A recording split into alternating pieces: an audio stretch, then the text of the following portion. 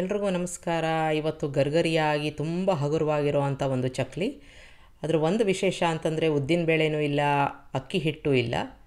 ತುಂಬ ಹಗುರವಾಗಿ ಇರೋವಂಥದ್ದು, ಬಾಯಲ್ಲಿಟ್ಟರೆ ಕರಗೋ ಅಂಥ ಒಂದು ಚಕ್ಲಿ. ಟೀ ಜೊತೆ ಕಾಫಿ ಜೊತೆ ತುಂಬ ಚೆನ್ನಾಗಿರುತ್ತೆ. ಹೇಗೆ ಮಾಡೋದು ಅಂತ ನೋಡೋಣ. ಇದು ಗೋಧಿ ಹಿಟ್ಟಿನಿಂದ ಮಾಡಿರೋ ಅಂಥ ಒಂದು ಚಕ್ಲಿ. ಮೊದಲನೇದಾಗಿ ಒಂದು ಕಾಟನ್ ಬಟ್ಟೆ ತಗೋತಾ ಇದ್ದೀನಿ.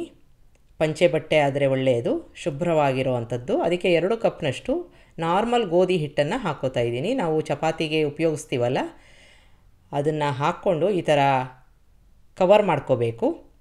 ಅದನ್ನು ಒಂದು ಪಾತ್ರೆ ಒಳಗಡೆ ಇಟ್ಟು ಸ್ಟೀಮ್ ಮಾಡ್ಕೋಬೇಕು.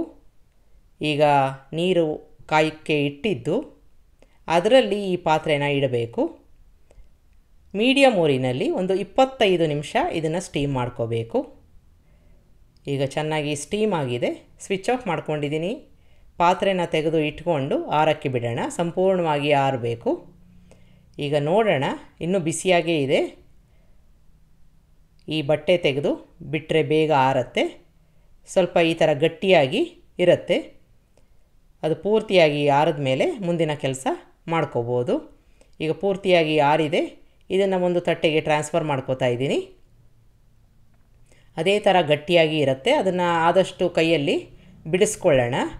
ಆದರೆ ಸಂಪೂರ್ಣವಾಗಿ ಪುಡಿ ಆಗಲ್ಲ. ಹಾಗಾಗಿ ಇದನ್ನು ನಾವು ಆನಂತರ ಮಿಕ್ಸಿ ಜಾರ್ಗೆ ಹಾಕ್ಕೋಬೇಕಾಗತ್ತೆ. ಈ ಥರ ಕೈಯಲ್ಲಿ ಮಾಡಿಕೊಂಡಾಗ ದಪ್ಪ ದಪ್ಪ ಚೂರುಗಳಾಗುತ್ತೆ. ಆಗ ನಾವು ಮಿಕ್ಸಿಗೆ ಹಾಕ್ಕೊಳ್ಳೋಣ.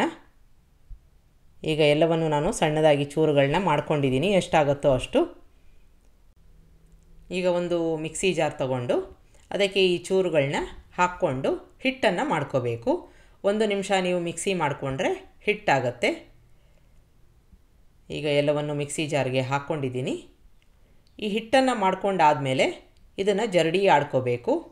ಅಕಸ್ಮಾತಾಗಿ ಚೂರುಗಳು ಉಳ್ಕೊಂಡಿದ್ದರೆ ಮೇಲ್ಗಡೆ ಬಂದುಬಿಡುತ್ತೆ.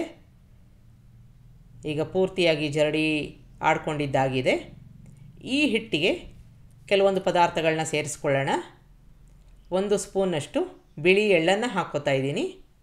ನಿಮಗೆ ಜಾಸ್ತಿ ಬೇಕು ಅಂತಂದರೆ ಹಾಕ್ಕೋಬೋದು. ಅರಿಶಿನ ಹಾಕ್ಕೋತಾ ಇದ್ದೀನಿ. ಆನಂತರದಲ್ಲಿ 1 ಸ್ಪೂನಷ್ಟು ರೆಡ್ ಚಿಲ್ಲಿ ಪೌಡರು. ನಿಮಗೆ ಬೇಡದೆ ಹೋದರೆ ಯಾವುದಾದ್ರೂ ಇದನ್ನು ಸ್ಕಿಪ್ ಮಾಡ್ಬೋದು. ಇಂಗನ್ನು ಹಾಕ್ಕೊಂಡಿದ್ದೀನಿ. ರುಚಿಗೆ ತಕ್ಕಷ್ಟು ಉಪ್ಪನ್ನು ಹಾಕ್ಕೋಬೇಕು. ಎಲ್ಲವನ್ನು ಚೆನ್ನಾಗಿ ಮಿಕ್ಸ್ ಮಾಡ್ಕೊಂಬಿಡೋಣ. ಒಣ ಪದಾರ್ಥಗಳೆಲ್ಲ ಚೆನ್ನಾಗಿ ಮಿಕ್ಸ್ ಆಗಬೇಕು. ಈಗ ಇದಕ್ಕೆ ನಾವು ಎಣ್ಣೆನ ಹಾಕ್ಕೋಬೇಕಾಗತ್ತೆ. 1 ಟೇಬಲ್ ಸ್ಪೂನಷ್ಟು ಎಣ್ಣೆನ ಹಾಕ್ಕೋತಾ ಇದ್ದೀನಿ. ಜಾಸ್ತಿ ಎಣ್ಣೆ ಹಾಕೋದು ಬೇಡ, ಇಲ್ಲ ಅಂತಂದರೆ ತುಂಬ ಹಗುರವಾಗಿ ಆಗಿ ಚಕ್ಲಿ ಮಾಡೋಕ್ಕೆ ಆಗಲ್ಲ. 1 ಟೇಬಲ್ ಸ್ಪೂನ್ ಮಾತ್ರ ಸಾಕು.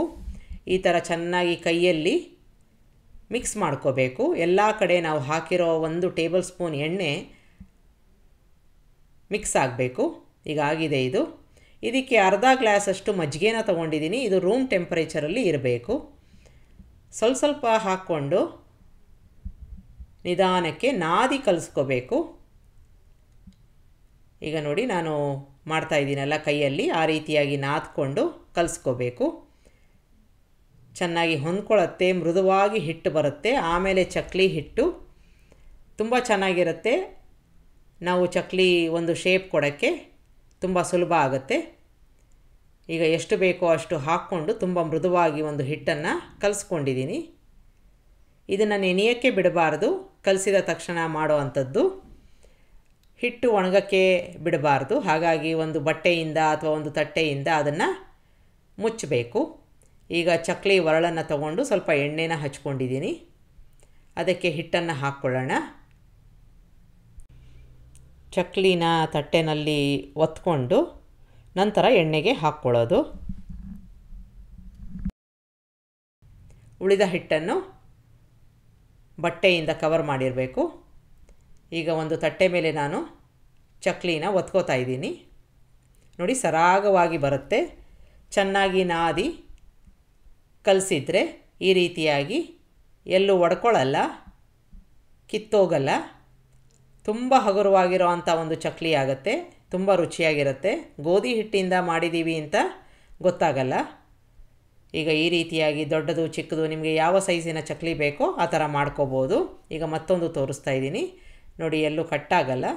ಹಾಗಾಗಿ 1 ಟೇಬಲ್ ಸ್ಪೂನಷ್ಟು ಎಣ್ಣೆ ಮಜ್ಜಿಗೆ ಹಾಕಿ ತುಂಬ ಮೃದುವಾಗಿ ಹಿಟ್ಟನ್ನು ನಾದಿ ಕಲಿಸ್ಕೋಬೇಕು. ಈಗ ಎಣ್ಣೆ ಕಾಯೋಕ್ಕೆ ಇಟ್ಟಿದ್ದೀನಿ. ಈ ಚಕ್ಲಿನ ಅದಕ್ಕೆ ಹಾಕ್ಕೊಂಡು ಸ್ವಲ್ಪ ಬೇಯೋ ತನಕ ಬಿಟ್ಟಿದ್ದು, ಈಗ ಕಲರ್ ಚೇಂಜ್ ಆಗಿದೆ, ತಿರುಗಿಸಿ ಹಾಕ್ಕೊಂಡು ತೆಕ್ಕೋಬೇಕು. ಒಂದು ಸಲ ಗರ್ಗರಿಯಾಗಿ ಆಗಿದೆ, ಕಲರ್ ಬಂದಿದೆ ಚೆನ್ನಾಗಿ ಅಂತ ಅನಿಸಿದ್ರೆ ತೆಕ್ಕೊಂಬಿಡೋಣ. ಇದೇ ರೀತಿಯಾಗಿ ಮಿಕ್ಕ ಮಿಶ್ರಣದಿಂದ ಎಲ್ಲ ಚಕ್ಲಿನೂ ಮಾಡ್ಕೋಬೋದು. ಈಗ ಪೂರ್ತಿಯಾಗಿ ಚಕ್ಲಿ ಆರಿದೆ ನೋಡಿ, ಎಷ್ಟು ಮೃದುವಾಗಿದೆ. ಮುಟ್ಟಿದ್ರೆ ತುಂಬ ಸುಲಭನಾಗಿ ಮುರಿಯೋ ಅಂಥದ್ದು, ಬಾಯಲ್ಲಿ ಕರಗೋ ಅಂಥ ಒಂದು ಚಕ್ಲಿ ರೆಡಿಯಾಗಿದೆ. ಟೀ ಕಾಫಿ ಜೊತೆ ನೀವು ಸರ್ವ್ ಮಾಡ್ಬೋದು. ತುಂಬ ರುಚಿಯಾಗಿರುತ್ತೆ, ತುಂಬ ಗರ್ಗರಿಯಾಗಿರುತ್ತೆ. ಒಂದು ಸಲ ಮಾಡಿ ನೋಡಿ.